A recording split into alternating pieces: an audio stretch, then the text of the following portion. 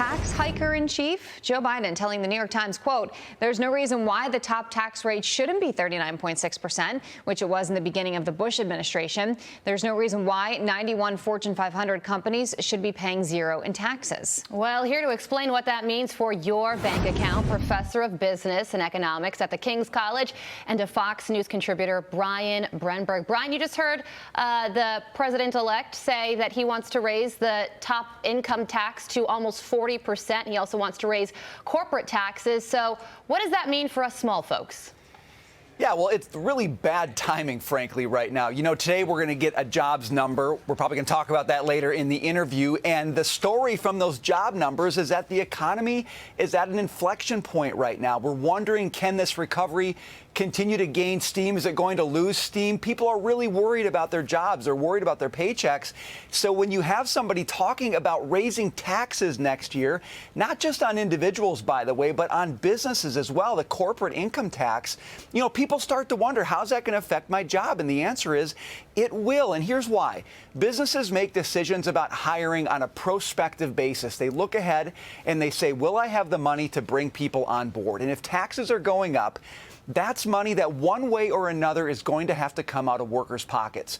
So for Joe Biden to be talking about raising taxes right now at this moment in particular is just so ill-advised when so many businesses want to know that somebody in government has their back right now, not putting more barriers in the way, but has their back. We will get to the expected November jobs report in just a second. But first, I want to touch on something that you just talked about of, you know, for businesses going ahead then and thinking, how many jobs can I fill, things like that. Are we talking the possibility, of losing millions of jobs over a tax hike like this? Like, what's the number that we're looking at? Well, the question is, you know, going forward, let's say look over a 10-year time horizon. How many fewer jobs would we have in this country because we've raised taxes on businesses? And some of the estimates we've seen, one from the Hoover Institute, puts that number at 4.9 million fewer jobs in 2030 than we'd have if we simply left taxes in place, left the current regulation structure in place. But if you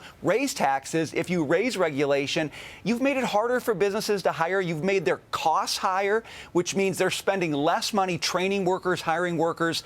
And that's really bad news, especially right now if you're one of the 10 million people who wants to get back on the job. You don't want to hear that news. Yeah. You know, okay, so that's the future. But what about now? What's going to happen in the November jobs report?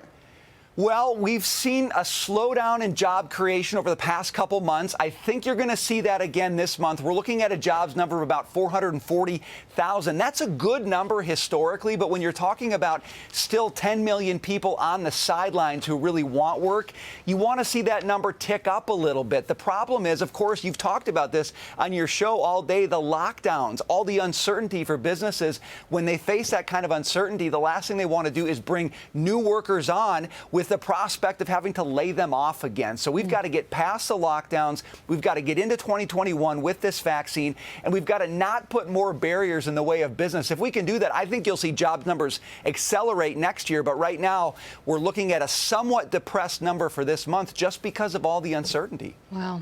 But let's put it in perspective, and let's take a look at the timeline here from the major change anyway, from the highest point in April. As you can see, in April, it was 14.7%, October 6.9%. Real quick, we want to play this clip from Joe Biden. This was yesterday on Making the Country Green, and get your reaction.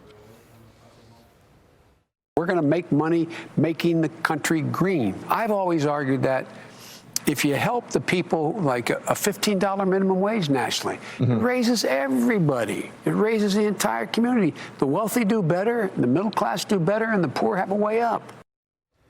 What do you think? When small businesses hear people talk about raising the minimum wage, about this green new economy, the one thing they hear is more regulation. And regulation is one of the most complicating things a business has to deal with. It's costly. It's time consuming.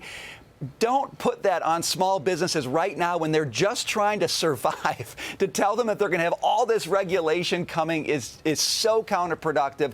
Clear the runway, no higher taxes, get the vaccine going, open up, and let businesses get back to it. I'm telling you, that's what workers need. That's what our economy needs right now. Yeah. Brian Brenberg, thank you very much. You bet. Appreciate it. Good to see you. You too.